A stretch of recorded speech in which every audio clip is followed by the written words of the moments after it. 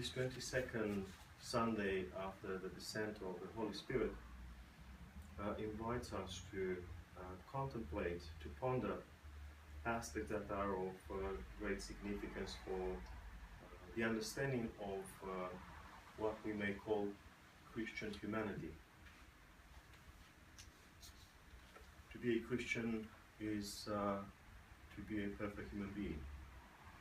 To be a Christian is to arrive at a nobility of life, something that I assume is supposed to be aspired for by any human being.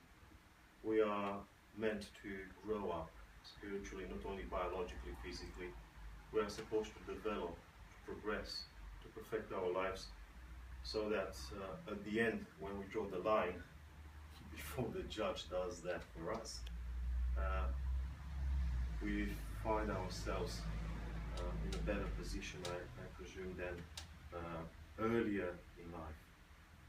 Well, the Gospel reading of today from St. Luke teaches us that not all people understand in the same way this call, this aspiration, which is embedded within our nature to perfect ourselves, to embellish our lives. There are people that, like the rich man in the parable, try to embellish their lives on the outside. This rich man in the parable, is a gatherer of goods. He has plenty things in his life. He has money, he has properties. Every day is a feast day for him. But this man is missing something fundamental. I would say he's missing a heart, because in the midst of all those blessings, in the midst of all that abundance, he forgets about his humanity. He is unable to see the fact that at the very gate of his property, there's someone, this poor man Lazarus, who has nothing. Lazarus has nothing, materially speaking. He's poor, he's homeless, has no friends, has some sores, on his body. His only company, at least in the visible spectrum, are some dogs, stray dogs, street dogs. So the rich man embellishes his life, makes his life better, gathers goods, but he doesn't become a better person. He isn't good.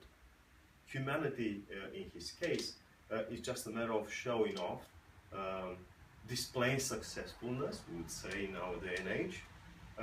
But the only thing that he was supposed to achieve beyond that, past that stage, was that of developing some compassion. And if you remember, there are similar episodes in the Gospels. There's another rich man, a young rich man, that comes to Christ at some point. This one was really interested in developing his life spiritually, achieving perfection. He comes to Christ asking what to do to inherit life eternal. He's very rich. He's a virtuous person, so his life is far more embellished than that of the rich man, the anonymous rich man in the parable of today.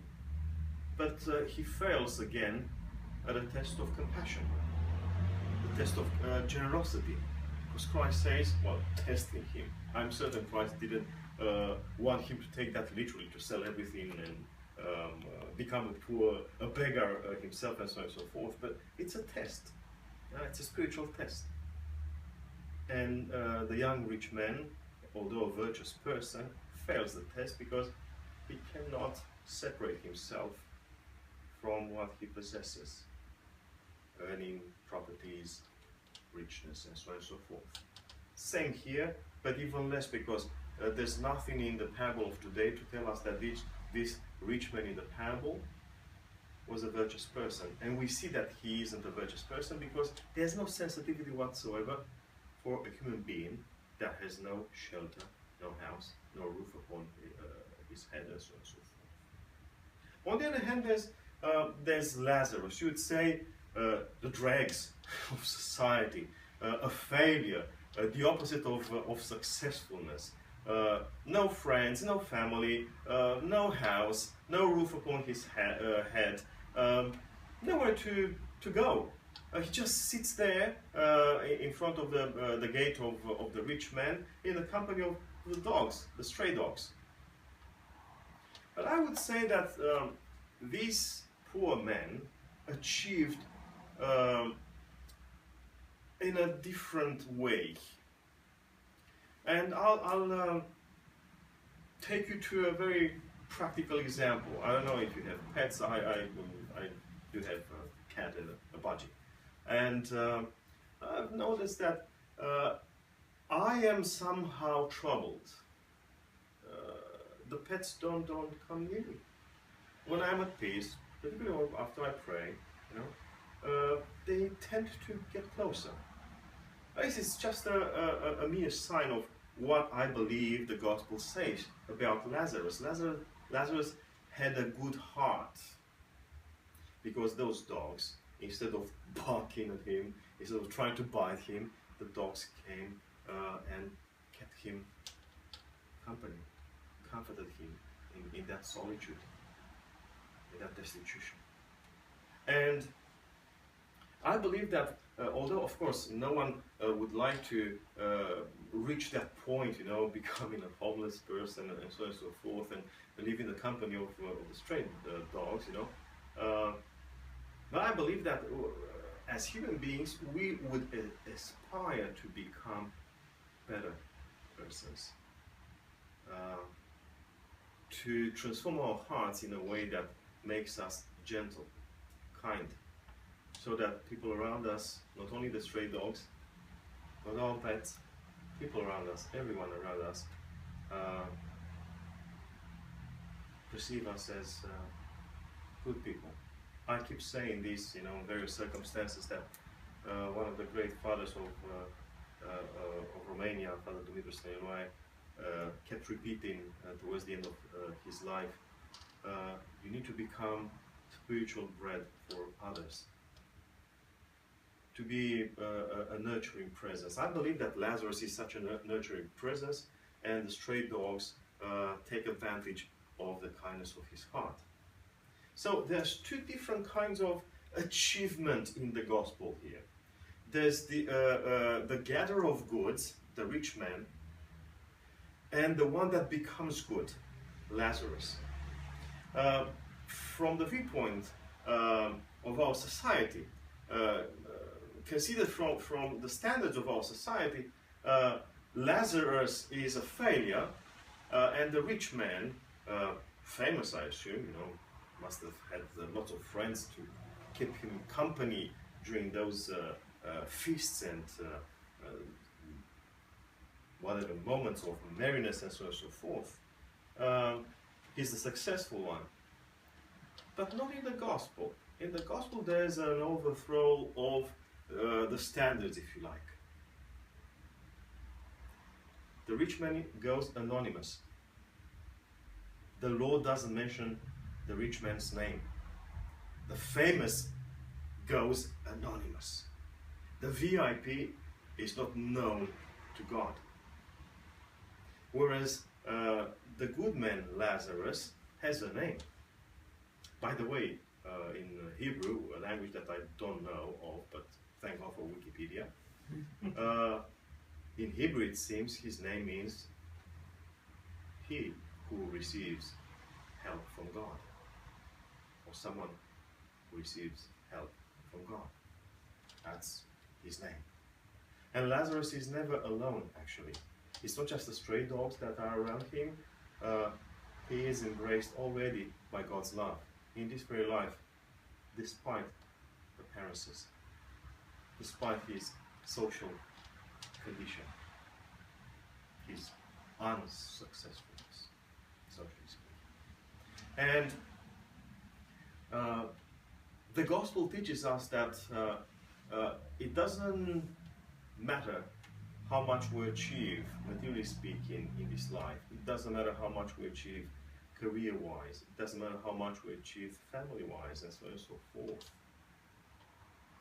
Not that those don't matter, but there are always things that matter more than anything else. As I said, become spiritual bread for others. Become a good heart, so that you nurture those around you, instead of causing distress, causing pain, causing turmoil, and so on and so forth. In the economy of God, in the book of life, there's just one name written of the two characters in the story, that of Lazarus. And he was in the presence of God because he was known to God in this very life. God knew his name. God knew his name from this very life. And it doesn't come as a surprise, the fact that in the afterlife he is with the righteous, embraced by Abraham, the father of all righteous, of all believers, according to the letter of the Hebrews in the New Testament. Lazarus' life continues in the afterlife in the way that he lived here, in goodness, in righteousness, in virtue, in kindness, and in the company of God, in the presence of God. Neither life nor death can separate us from the love of Christ, says St. Paul in the letter to the Romans. And Lazarus is proof that nothing can change our love for Christ and Christ's love towards us. Again, no change, unfortunately, in the case of the VIP, the anonymous rich man. He had apparently many friends or acquaintances in this life, but he had no friends that actually mattered. He wasn't a friend of God. God doesn't know his name. And he goes anonymous, unknown to God, even in the afterlife. There's something, however, very interesting at the end of the parable, that conversation between the anonymous rich man in hell and Abraham. And we learn that there's still some humanity left to this rich man. When he realizes that nothing can be done in his case, he cannot improve his condition in the afterlife, he attempts a prayer. He prays for his brothers who are back home, so that they don't come to this place of punishment, as he says. That's something. I don't know God's mind, if that counts for something, but the answer of Abraham comes like a hammer, if you like. Yeah, people should do something about their lives in this life. And Abraham says, well, your brothers have Moses and the prophets. If they listen to Moses, the commandments, listen to the prophets, they'll be led to God. But the rich man says, well, no, only if someone rises from the dead, that person will change their attitude towards life. And Abraham says, well, and now you can see that this is what Christ would say to his fellow countrymen. Well, you had Moses and the prophets to lead you to me. But because you haven't listened to Moses and the prophets, you couldn't believe in me. Yeah? That's something like summing up not only the tragedy of the rich man, but also the tragedy of a nation that was supposed to know God. And it's the same with all the nations, because we have the commandments, we have the gospel. We're supposed to listen to the wisdom of God that teaches us how to approach God, but we don't. And even when we see signs and miracles, they don't mean anything.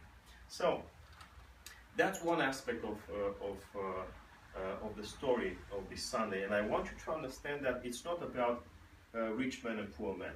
It can be anybody. It can be me. It can be anybody. Yeah?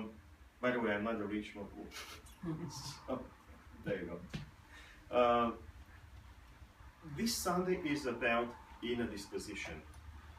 And I believe that the key to understand this message is the apostolic reading. And St. Paul, briefly put, teaches us that nothing that is exterior to us makes a change in our lives. The richness of the rich man in the gospel didn't change his life. He hasn't become a better human being just because he possessed many goods. It's the same with the old Israel, says St. Paul to the Galatians, the other reading of today. They had the circumcision, but they didn't obey the law. They didn't listen to the wisdom of God. They have not interiorized the commandments. They have just grown accustomed to boast with external signs. We have the circumcision, we are children of Abraham. And you know the answer. Christ says God can raise children to Abraham even from these stones. True children of God are those who interiorize the law. Lazarus, an extreme case, I repeat, it's not a matter of Christ preaching poverty. Lazarus is an achiever in this spectrum, in this dimension of his heart, the inner life. He has interiorized the gospel and has become a good person. This is what's the message for today. This is the message of this Sunday. That irrespective of what we are, who we are, socially speaking, irrespective of how good believers we think we are, the only measure of our faithfulness to God, faithfulness to the gospel, is the change of our hearts. May God lead us all day.